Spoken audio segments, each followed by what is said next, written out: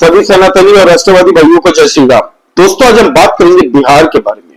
दोस्तों, जैसा कि आप लोग सब जानते हैं कि बिहार में आने वाले कुछ ही वक्त के अंदर में चुनाव है दोस्तों, कुछ ही महीनों के बाद में, और हर एक पार्टियों ने अपनी अपनी कमर कस ली है और पूरी तरह से तैयारी में जुट चुके हैं वो बिहार का चुनाव लड़ने के लिए और जीतने के लिए। हालांकि 4 से 5 बड़ी पार्टियां हैं दोस्तों बिहार के अंदर में। एक होगी राजद, लालू यादव की पार्टी, फिर लोजपा, चिराग पासवान की पार्टी, जदयू, नीतीश कुमार की पार्टी, भाजपा, नरेंद्र मोदी, अमित शाह जी की पार्टी, और साथ ही साथ में हम देखने जाए तो वहां पे एक ऐसी पार्टी है दोस्तों, कांग्रेस पार्टी, जो कि राहुल गांधी की पार्टी है। नई पार्टी एक उभर के आई है इस बार जो चुनाव लड़ेगी दोस्तों बिहार के चुनाव में, असेंबली इलेक्शंस में, वो है प्रशांत किशोर की जन सुराज। तो हम आज चर्चा करने वाले हैं दोस्तों कि कौन सी पार्टी की स्थिति कहां पे खड़ी है आज की डेट में अगर चुनाव होते हैं बिहार में तो, और क्या क्या ऐसे मुद्दे हैं जिस पे बात करना जरूरी है, क्योंकि बिहार का चुनाव पूरे भारत के हर एक राज्य से अलग चुनाव होता है, क्योंकि वहां पे कास्ट से चुनाव खेला जाता है और कास्ट के दावबाजी में कौन आगे चल रहा है उसकी भी हम चर्चा करेंगे। तो प्लीज आप लाइक कीजिए इस वीडियो को दोस्तों, सब्सक्राइब करिए इस चैनल को। दोस्तों, राजद से हम शुरुआत करते हैं। राजद का पूरा डोर संभाल के रखे हैं तेजस्वी यादव। तेजस्वी यादव अभी हर जगह घूम रहे हैं, पूरे बिहार का जा रहे हैं, हर एक जगह में वहां पे युवा चौपाल लगा रहे हैं, युवाओं से संवाद बनाने की कोशिश कर रहे हैं दोस्तों, और युवाओं से जो संवाद कर रहे हैं वो उसमें युवाओं की बात कर रहे हैं जो युवाओं से रिलेटेड है कि आप लोगों को पलायन नहीं करना पड़ेगा, नौकरी पाने में आप लोगों को जो दिक्कत आ रही है तो सरकारी नौकरी में भी दिक्कत आ रही है, तो हमारी सरकार बनते के साथ ही हम एम्प्लॉयमेंट जनरेट करेंगे और आप लोगों को सरकारी नौकरी मुहैया करें, और साथ ही साथ में हम लोग 100% डोमिसाइल लगाएंगे। मतलब आप लोगों को यहां से पलायन करके कहीं और नहीं जाना पड़ेगा, और बिहार के अंदर में जितने भी सरकारी जॉब्स मिलेंगे उसमें सबसे पहले यहाँ के जो क्षेत्रीय बिहार के लोग हैं उन लोगों को ही मौका दिया जाएगा। हालांकि लालू यादव ने तो भाई एक लेवल आगे जाके अपने दौर में जंगल राज के वक्त में दोस्तों सरकारी जॉबों के अगेंस्ट में दोस्तों लोगों की जमीनें हड़पी थी। लैंड फॉर स्कैम जॉब्स में आज भी दोस्तों ईडी इनको बुलाती रहती है, और ऐसे कई सबूत ईडी और सीबीआई के पास है दोस्तों कि इनको डायरेक्टली लिंक करती है तेजस्वी यादव को, तेज प्रताप यादव को, और साथ ही साथ में लालू यादव को, कि इन्होंने नौकरी देने के अगेंस्ट में दोस्तों कई लोगों की, गरीबों की जमीनें, पटना शहर की प्राइम लोकेशंस पे इतनी महत्वपूर्ण जमीनें हैं दोस्तों, हॉट लोकेशंस, इन लोगों ने अपने नाम करवा ली नौकरी देने के नाम पे। तो हालांकि तेजस्वी यादव अब तक एक बार भी चीफ मिनिस्टर बने नहीं है बिहार के, और जो बिहार के नए वोटर्स है दोस्तों, युवा जिनको हम कहते हैं, उन लोगों ने लालू का जंगल दौर जब देखा था तो हो सकता है कि वो बहुत छोटे हो, इसलिए उनको उतना पता नहीं हो कि जंगल राज का दौर कैसा था, इसलिए हो सकता है कि तेजस्वी यादव को इसका बेनिफिट मिल सकता है। फिर तेजस्वी यादव ने कुछ ऐसे मुद्दे उठाए कि सरकारी स्कूलों के अंदर में जितनी भी मेड खाना बनाती है दोस्तों उनको सैलरी दी जाती है 1650 रुपए। 1650 रुपए से किसी का घर तो छोड़िए दोस्तों, इलेक्ट्रिसिटी बिल भी पूरा नहीं होता, सच बात बताऊं तो। और 1650 में किसी का घर चलेगा कैसे? 53 रुपया पर डे की एवरेज अगर देखने जाए तो होती है। तेजस्वी यादव ने तुरंत इसको मुद्दा बनाया और यह अनाउंस कर दिया कि हमारी सरकार बनते ही हम इसमें पूरी तरह से दोस्तों इजाफा करेंगे। नीतीश कुमार जी ने जो कहा था कि मिनिमम सरकारी वेज 412-13 रुपए होने चाहिए पर डे के, उस हिसाब से इनको पैसे नहीं मिल रहे, इनको बल्कि 53 रुपए के हिसाब से, रोज के हिसाब से पैसे मिल रहे हैं। तो ये सब जो कुछ छोटे छोटे मुद्दे वो उठा रहे हैं ना, वो लोगों को लुभा रहे हैं, अपने वोटरों को और बिहार के लोगों को। हालांकि इनके ऊपर में वो जंगल राज का दौर का थप्पा हमेशा लगा रहेगा दोस्तों, हमेशा। तेजस्वी यादव जितनी भी कोशिश कर ले, डेप्यूटी चीफ मिनिस्टर भी वो जब थे तब कैसे उनके द्वारा अपने ही जो लॉ एंड ऑर्डर बिहार की होती है बिगड़नी शुरू हो चुकी थी, जिसकी वजह से नीतीश कुमार ने फिर पलटी मार के भाजपा में आ गए थे।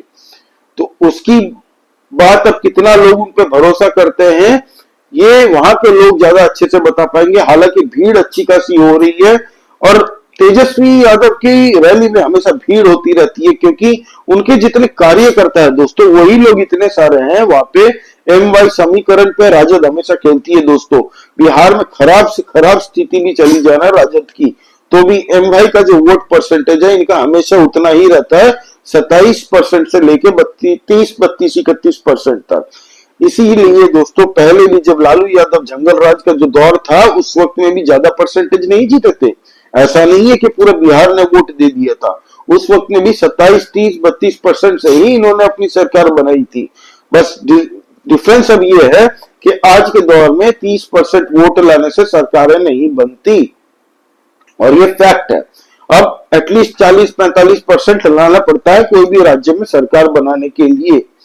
तो अब ये चैलेंज है तेजस्वी यादव के लिए कि भाई MY जो समीकरण हम लोगों का है, एक है मुसलमान 100% वोट राजद को ही करेंगे और किसी पार्टी को नहीं करेंगे। दोस्तों आप ये ये सबको पता है, हर एक पार्टियों को पता है, हर एक पार्टी के कार्यकर्ताओं को पता है, हर एक ये मुसलमान समुदाय को भी पता है। क्योंकि दिल्ली में हमने देखा किस तरीके से केजरीवाल को ना चाहते हुए भी मुसलमानों ने पूरी तरह से वोट केजरीवाल को ही किया। क्यों? ताकि उनको भी पता था कि भाई केजरीवाल निठल्ला है, कांग्रेस को हम वोट दे देते लेकिन कांग्रेस यहाँ पे जीत ही नहीं रही है, तो इनको वोट देके कोई फायदा है नहीं, अपने वोट बर्बाद कर रहे जैसा है। इसीलिए उन लोगों ने मजबूरी में केजरीवाल को वोट दिया था। वही स्थिति बिहार में भी बनेगी और मुस्लिम वोट पड़ेंगे तेजस्वी यादव को। हालांकि यादव वोट हमेशा अपना पुश्तैनी हक मान के चलते थे। लालू यादवों के लिए ज्यादा इन लोगों ने कुछ किया नहीं है दोस्तों। आज भी उत्तर प्रदेश के अंदर देखिए जिस तरीके से यादव अब वो जातिवाद से निकल चुके हैं, एक तरफा वो जो कास्ट के ऊपर में वोट देते थे उससे वो उभर के दोस्तों अब पूरी तरह से मायावती को भी वोट देते हैं, कुछ अब पूर्व भाजपा को भी वोट देते हैं। लेकिन ऐसा नहीं है कि अखिलेश यादव के पास ही यादव वोट है। तो बिहार में भी इसी तरीके से दोस्तों यादव जो कि कट्टर सनातन हुआ करता था दोस्तों, और आज भी है, मेरे जितने भी दोस्त हैं वो सब के सब कट्टर है सनातनी। लेकिन वो लोग अब जानते हैं भाई कि ये हम लोग जातिवादी में बढ़ गया। बिहार इसीलिए आज तक पिछड़ा रहा। इसके सिर्फ दो ही कारण है दोस्तों मुझे जो लगता है। एक है सबको सरकारी नौकरी का चूरन दिया जाता है छोटे उम्र से, हालांकि किसी को एंटरप्रेन्योरशिप नहीं बताई जाती, किसी को दूसरी प्राइवेट जॉब्स के बारे में नहीं बताया जाता। लेकिन बिहारी इतने हार्ड वर्किंग और इतने ये होते हैं दोस्तों कि हर जगह जाके वो अपना लोहा मनवाते हैं। भारत के हर एक राज्य में आपको बिहार वासी मिल जाएंगे और वो अपनी मेहनत से अपना नाम गवाते हैं सामने वालों से, और ये बात पूरा भारत जानता है। तो जो पलायन होता है बिहार से, इसका मेन रीजन ये है कि भाई वहां पे जॉब अपॉर्चुनिटीज नहीं है, प्लस वहां पे इंडस्ट्रियलाइजेशन नहीं है दोस्तों। और कहां से होगा अगर सबको सरकारी जॉब ही चाहिए, मेहनत करेगा कौन? दूसरी बात यह है दोस्तों कि वहां पे कास्ट बेस्ड पॉलिटिक्स हमेशा खेली गई है।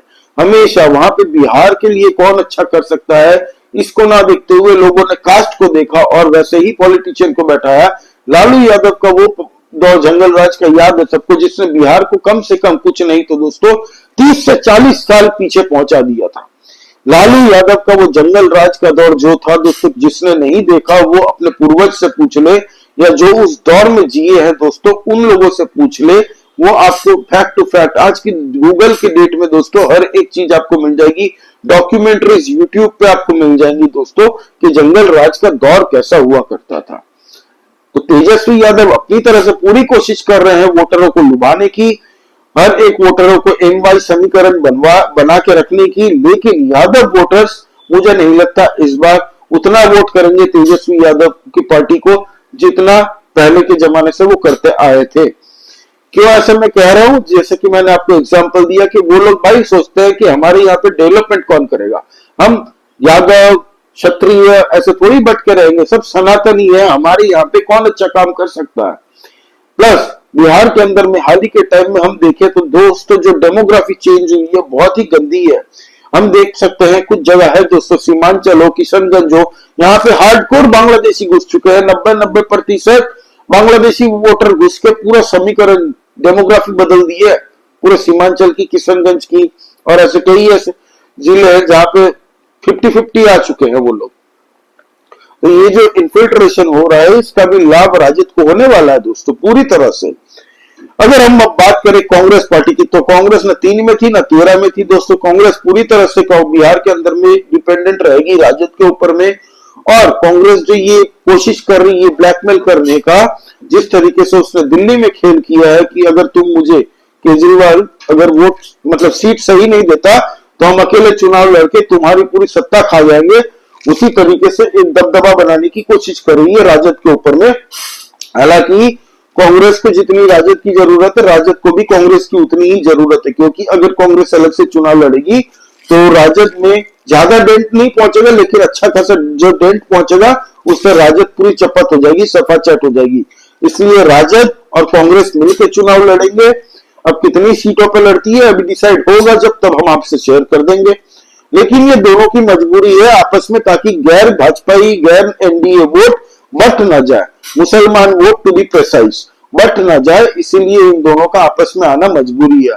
प्लस और एक रीजन है कि प्रशांत किशोर की जो नई पार्टी उभर के आई है जन स्वराज, वो जन स्वराज सबसे ज्यादा अगर डेंट किसी वोटरों पे पड़ेगा तो राजद के वोटरों पे पड़ेगा दोस्तों वहां पे, क्योंकि वो बोलते हैं कि मैं किसी जाति धर्म का पार्टी ही नहीं बनूंगा, मेरे पार्टी में मुसलमान भी रहेंगे, यादव भी रहेंगे, भूमियार भी रहेंगे, हर कोई रहेगा, हर एक धर्म का रहेगा, हर एक कास्ट का रहेगा। ऐसा कुछ नहीं है कि पर्टिकुलरली इनकी पार्टी है उनकी पार्टी है। जो बड़ा काम कर रही है, क्योंकि इनके जो संवाद कर रही है बिहार की हार्डकोर जो कोर वाली प्रॉब्लम्स है ना दोस्तों, वो सबको छू रहा है। जैसे शिक्षा होगी, एजुकेशन हो गया, इंडस्ट्रीज हो गई, एग्रीकल्चर हो गया, ये जो ग्राउंड पर वो खुद कह रहा है भाई शराबबंदी एक रीजन नहीं है, बिहार को ये कितना पीछे लेके जा रहा है ये अब तक किसी को नहीं पता, लेकिन ये सच बात तो है दोस्तों। मोस्ट ऑफ द स्टेट्स का रेवेन्यू दोस्तों लिक्विड कंजम्पशन से और पेट्रोलियम से आता है, ये सबको पता है। आज आपने लिक्विड ही बैंड कर दी बिहार जैसे राज्य में, जहां पे ना तो इंडस्ट्री है ज्यादा, जो इंडस्ट्रीज बंद थी जंगल राज के पहले से बंद होकर रखी थी, और जंगल राज के दौर में तो सब भाग गए बिहार छोड़ के, तो वही अगर चालू करवा देते तो बहुत बड़ा उपकार होता बिहार राज्य के लिए। ये जो लोग पलायन करके नौकरी करते हैं बाहर, उनको नहीं जाना पड़ता, बल्कि बिहार में वो नौकरी करते। तो प्रशांत किशोर के आने से दोस्तों राजद को थोड़ा डेंट पहुंचने का डर है, इसीलिए राजद और कांग्रेस का आपस में होना आपस की मजबूरी है इन दोनों की। और प्रशांत किशोर जो ये आया है दोस्तों, ये नई पार्टी है। हालांकि बाईपोल इलेक्शन में इसने 10% वोट लिए, लेकिन मुझे नहीं लगता कि असेंबली इलेक्शंस में ये कुछ हाथी घोड़ा कर लेगा, कुछ बड़ा कुछ उखाड़ लेगा बिहार के अंदर में, लेकिन ये इंपैक्ट तो डालेगा दोस्तों। अगर सोचिए 7-8% भी अगर वोट पूरे बिहार के अंदर में ये लेके आता है ना, ये पूरे बिहार में इसका प्रभाव नहीं पड़ेगा, कुछ सीटों पे तो पड़ेगा, और ये जो डेंट पहुंचेगा वो राजद को ज्यादा पहुंचेगा, क्योंकि एनडीए के वोटर हमेशा कमिटेड रहते हैं। अब आ जाते हैं हम एनडीए पे, भाजपा और जदयू। हालांकि नीतीश कुमार और भाजपा इस बार चुनाव इकट्ठा लड़ रहे हैं। प्रशांत किशोर का ये कहना है और ये दावा है, क्या मैं लिख के दे देता हूं, मैं अपनी पार्टी का पद छोड़ दूंगा अगर मेरी बात सत्य ना हुई तो, कि नीतीश कुमार अगली बार चीफ मिनिस्टर नहीं बनेंगे, फिर कोई भी बन जाए बिहार में, कोई भी बन जाए, नीतीश कुमार 5वीं बार बिहार के चीफ मिनिस्टर नहीं बनेंगे, और भाजपा के साथ चुनाव लड़के जीत के आके नीतीश कुमार फिर दोबारा पलटी मारेंगे, ये दावा किया है प्रशांत किशोर ने। हालांकि एनडीए की तरफ से, बीजेपी की तरफ से पूरी तरह से अनाउंस कर दिया है सम्राट चौधरी ने कि हमारे जो आने वाले बिहार के चुनाव है उसमें हमारा सीएम का चेहरा होंगे नीतीश कुमार, मतलब नीतीश कुमार ही अगले चीफ मिनिस्टर होंगे, इस पे कोई डाउट नहीं है। ये जो ऑपोजिशन वाले जो हवा छोड़ रहे थे मीडिया चैनल के द्वारा कि हो सकता है चीफ मिनिस्टर अब इस बार नीतीश कुमार ना हो, तो ये पूरी जो हवा फैला रहे थे विरोधी दल लोग, ये पूरी हवा को साफ करते हुए कह दिया कि नीतीश कुमार ही होंगे चीफ मिनिस्टर फेस। अब दोस्तों बिहार में आ गया एक नया ट्विस्ट, बाबा बागेश्वर धाम। धीरेन्द्र शास्त्री महाराज पहुंच चुके हैं बिहार में, 5 दिन की सभा करेंगे वहां पे। कहां पे करेंगे? गोपालगंज, लालू का गढ़ है दोस्तों, गोपालगंज लालू का गढ़ है। और धीरेन्द्र शास्त्री महाराज वहां पे गए हैं हिंदू एक हो जाओ का नारा लेके, सनातनी एक हो जाओ का नारा लेके परचम वहां से लहराएगा।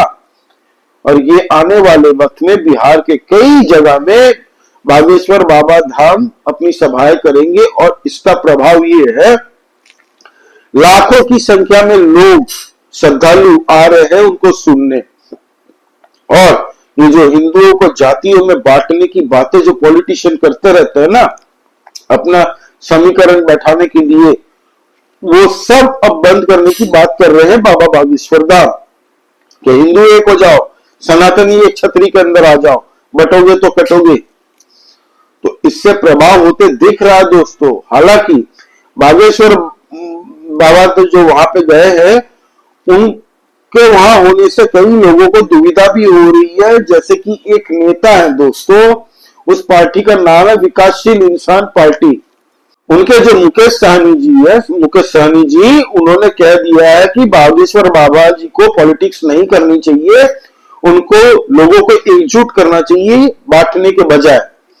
तो बागेश्वर बाबा ने वैसा तो कुछ कहा नहीं, वो तो अपनी हर सभा में जो कहते हैं, जो हिंदुओं को मैसेज पहुंचाना होता है सनातनियों को, वही पहुंचाते हैं। और वो तो खुलेआम कहते हैं कि यादव वो जैसे सनातनी से काल लड़ाकू कोई नहीं है, सनातन के लिए जान दे सकते हैं यादव लोग। ये कहां पे इन लोगों को फंसा के रखा है लालू यादव की पार्टी ने और उत्तर प्रदेश में अखिलेश यादव की पार्टी ने। फिर दोस्तों हम बात करते हैं कि ये जो नीतीश कुमार जी ने एक संसद के अंदर में एक बयान दिया था रबड़ी देवी के बारे में। नीतीश कुमार ने तो यहां तक कह दिया कि तुम्हारे पिताजी जब जेल में गए थे, तेजस्वी को कहा था, तब उनकी बीवी को बना दिए चीफ मिनिस्टर। ये कहां तक जायज है जी? मतलब है इसका कोई?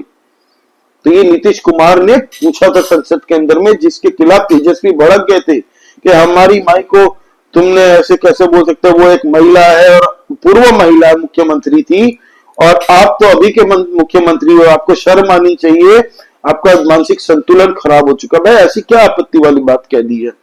जिन्होंने राबड़ी जी का दौर देखा है ना, सबको पता है, अंगूठा छाप वो चीफ मिनिस्टर रही है, बिहार के बारे में कुछ नहीं पता था उनको, पूरा रिमोट कंट्रोल थी वो लालू यादव की। लालू यादव जो कहता था वही फाइल में साइन होगी, वही पॉलिसी लागू होगी।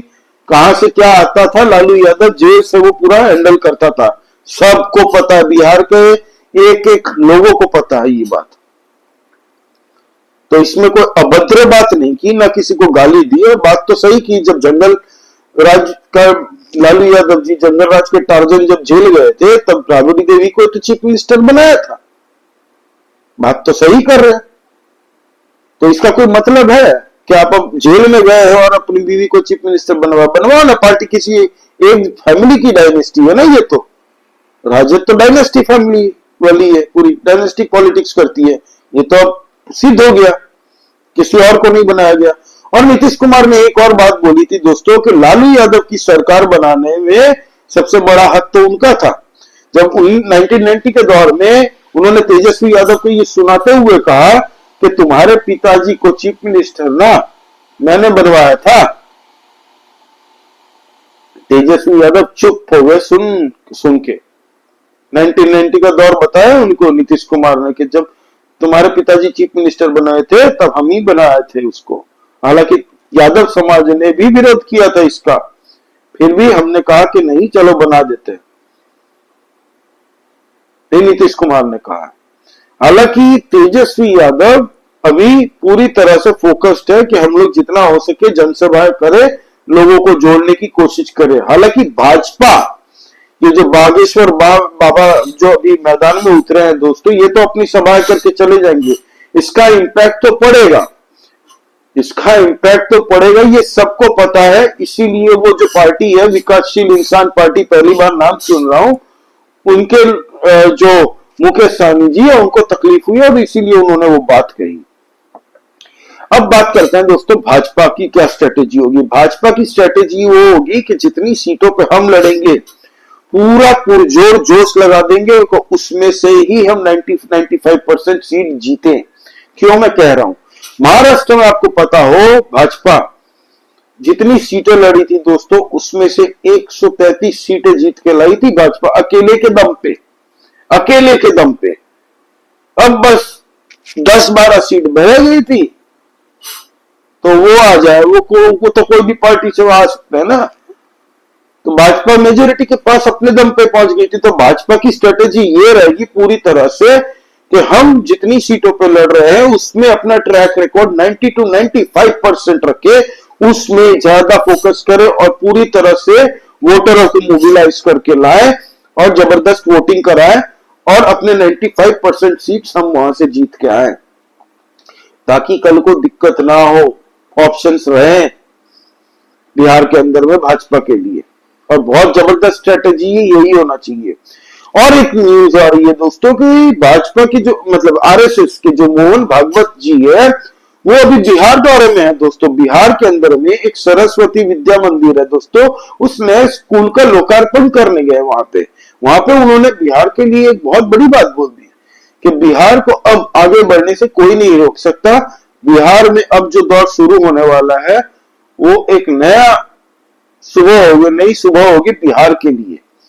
और बिहार के अंदर में लोग अब थक चुके हैं ये कास्ट बेस्ड पॉलिटिक्स कर करके, जो कि अच्छी बात नहीं है। अब सब विकासशील सोचने लग गए। बिहार हम लोग देखते हैं ना भाई, बिहार के बाहर बैठ के जितने भी बिहारी भाई लोग बाहर आके मेहनत करते हैं ना, उतना अगर बिहार के लिए बिहारी लोग को मौका मिल जाए ना करने में, 10 साल मुश्किल से दोस्तों, 10 साल।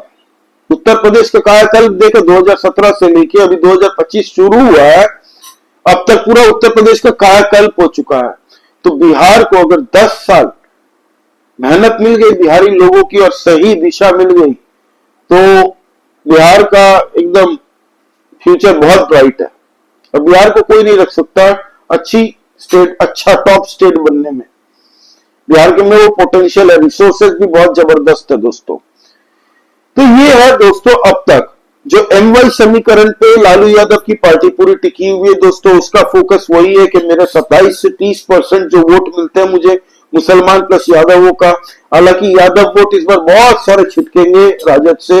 यादव वोट अब वो कास्ट बेस्ड पॉलिटिक्स में बिलीव नहीं करते, वो अब चाहते हैं कि भाई जो बिहार के लिए अच्छा करेगा और हम कास्ट में मत बांटो, बाकी जातियां जैसे एक हो चुकी है उसी तरह से भाई हम भी सनातनी ही है, हम भी कोई जातियों में नहीं बंटना चाहते। और सबसे बड़ी बात है दलित जो SC ST OBC है, इनका सबसे बड़ा जो वोट बैंक है दोस्तों वो है जदयू और भाजपा का। वो भाजपा को वोट करना प्रेफर करती है, राजद को नहीं करती है, क्योंकि हमेशा से जितने परसेंटेज वोट मिलते हैं ना राजद को, वो मोस्टली M और Y का समीकरण बैठा के मिलता था।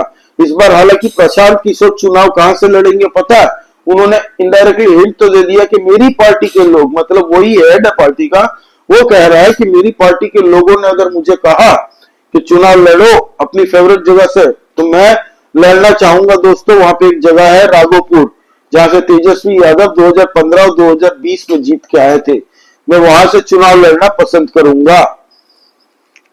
तो आप समझ सकते हैं कि तेजस्वी यादव कितना डरा हुआ है ये प्रशांत किशोर की पार्टी से। और इससे डेंट तो थोड़ा बहुत तो पहुंचेगा एनडीए को, लेकिन मेजर चंक डेंट पहुंचेगा राजद को। हालांकि नीतीश कुमार और भाजपा पूरी तरह से अब ग्राउंड में चुनाव के लिए कूदने वाली है दोस्तों। तो पूरा समीकरण वो लोग समय के हिसाब से बदलेंगे, आने वाले टाइम पे हम कवर करते रहेंगे दोस्तों।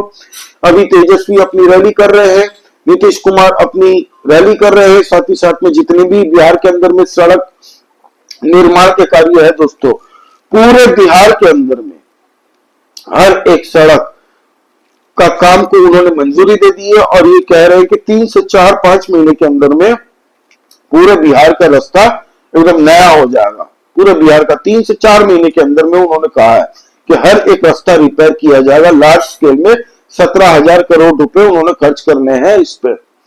तो ये है अब तक की अपडेट दोस्तों। आपका इस बारे में क्या कहना है, आपको क्या लगता है किसका पलड़ा भारी है बिहार में इस बार, कमेंट करके बताइए। लाइक कीजिए इस वीडियो को, प्लीज सब्सक्राइब दिस चैनल। हम लोग इंटरनल पॉलिटिक्स डिस्कस करते रहते हैं। जय श्री राम सभी सनातनी और राष्ट्रवादी भाइयों को। जय हिंद, वंदे मातरम।